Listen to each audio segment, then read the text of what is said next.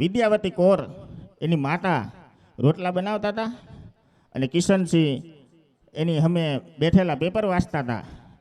ત્યારે કિશનસિંહે કીધું કે સાંભળું, સંસદ ભવનમાં બોમ્બ ફૂટ્યો છે અને 3 દિવસ થઈ ગયા આપણો ભગત ઘરે નથી આવ્યો, મને આમાં શંકા છે.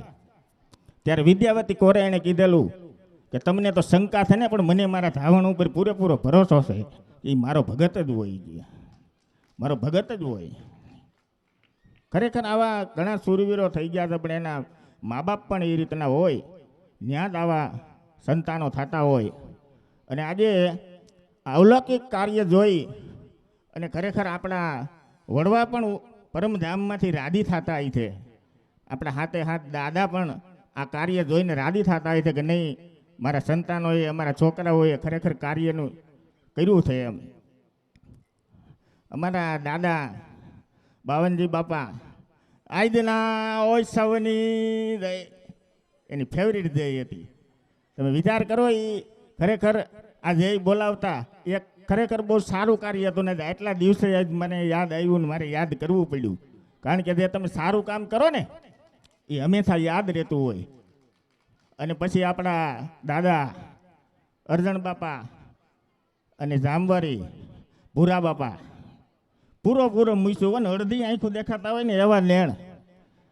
અને એ જામવારીના પાદરમાં બેઠા હોય એટલે એમ લાગે કે હસ્તિનાપુરના નાકે દાદા ભીષ્મ બેઠા છો. હા, અને અમે ખરેખર અહીંથી જાતા ને ત્યારે લગ્નમાં કે ગમે તે લગ્ન પ્રસંગમાં જામવારી જાતા એટલે અમે લગ્ન કરવા ન જતા, ભૂરા બાપાને જોવા જતા. હો, હકીકતની વાત છે, હકીકતની વાત છે. આપણે એમ અહીંયા આવીને એમ કહેતા કે આપણે ભૂરા બાપાને જોવા જવું છે. અને એમાં મારેલો હલો, હા, એને દીપડો માર્યો ને એના હાથ ઉપર એવા નિશાન છે, એવી વાત થતી. એટલે આપણે તો ઝીણા અમે ભૂરા બાપા હાથ આમ ફેરવે તો ઓલી બાજુ જાય, વળી આ બાજુ ફેરવે તો આ બાજુ જાય, નિશાન જોવા સારું થયો. ખરેખર આવી આપણી ઉજળી પેઢી છે અને આપણું ખરેખર ઉજળું કુળ છે, અને ત્યાં સંતાનો પણ આવા જ હોય એટલે આ કાર્ય થયો. ધરાવીના ધાનનો નીપદે કુડુંબીન માળું ના હોય ને દેહોને જખરો ન્યા નીપદે જેની માં હોથલ પદમણી હોય. અને એ દેહોને જખરો જંગલમાંથી હાવતના બથલના કાન પકડીને ઘરે લાવીને એની માને કે જોમાં અમે રમકડા લઈ આવ્યા.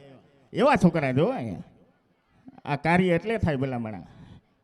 હા, અને આટલા ટાઈમે આપણે ખરેખર વખાણ કરવા પડે એના.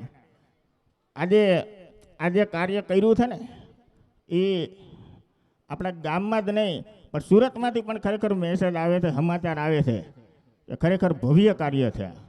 આપણા છોકરાઓને, અહીંના યુવાનોને ખરેખર બિરદાવા જેવું છે.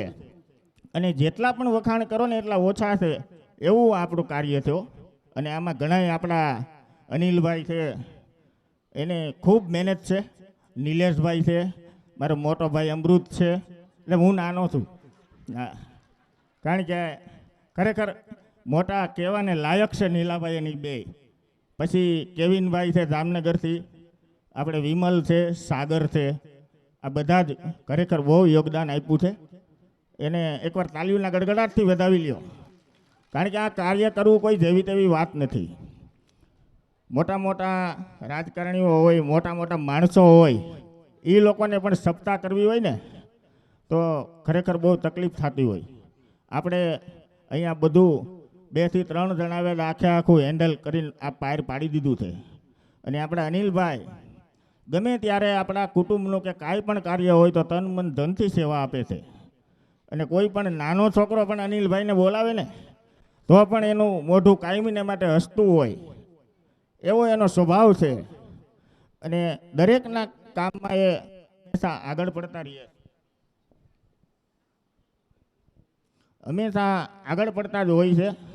બાકી ખરેખર આમાં આપણે સમૂહનું કામ કરતા હોય ને એટલે જહ મળતો હોય, અબજ મળતો હોય, આ બધું જ થતું હોય.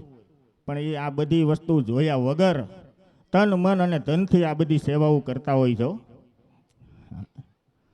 આપણે તો જો કે માણસો છીએ, પણ આવું પશુ પક્ષીમાં પણ બધું હાલતું હોય.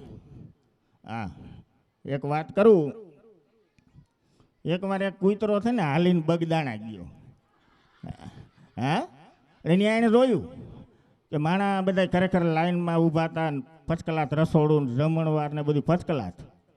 અને એને તરત એમ થઈ ગયું કે આ બધું ખરેખર આપણી નાઇટમાં એટલો હપ નથી ગયા. હા, અને પછી એને એવું નક્કી કર્યું કે હવે એમાંય પાછું કોઈકને શું મોટું બનવું હોય ને એટલે એ પહેલાં જોતો હોય, એટલે આપણે દાઢીઓ હોય એને જ મોટું બનવું હોય. એટલે એણે તરત નક્કી કર્યું કે આપણે આ બધાને ભેગા કરીને સંમેલન કરીએ છીએ. અને એને બધા સમાચાર દીધા ફરતી બાજુ, જેટલા જેટલા એની નાઇટમાં હતા ને બધાને આવવાનું છે ને આપણે એક કાર્ય કરવાનું થઈ ગયું. એટલે હું આ લોકોને તો સંમેલન રાખવું એટલે ગામમાં જ ક્યાંય રહે નહીં, એટલે એને વાડીમાં ખેતરમાં ક્યાંક આયોજન કર્યું. હા, પછી એમાં ઓલા નાના નાના ગલુડિયા કૂતરા હોય ને એ બધા પારા માથે જ ઊભા રહ્યા, ખેતરમાં ન આવ્યા, કારણ કે એને બાપાઓની ખબર હોય ને પાછી એટલે.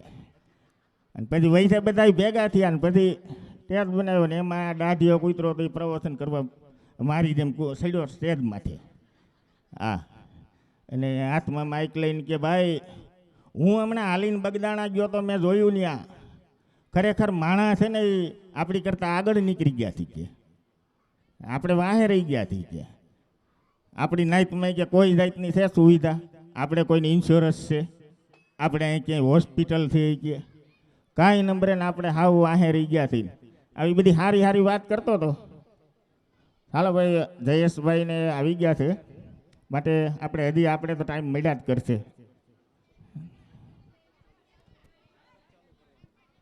ચાલુ કરો ને.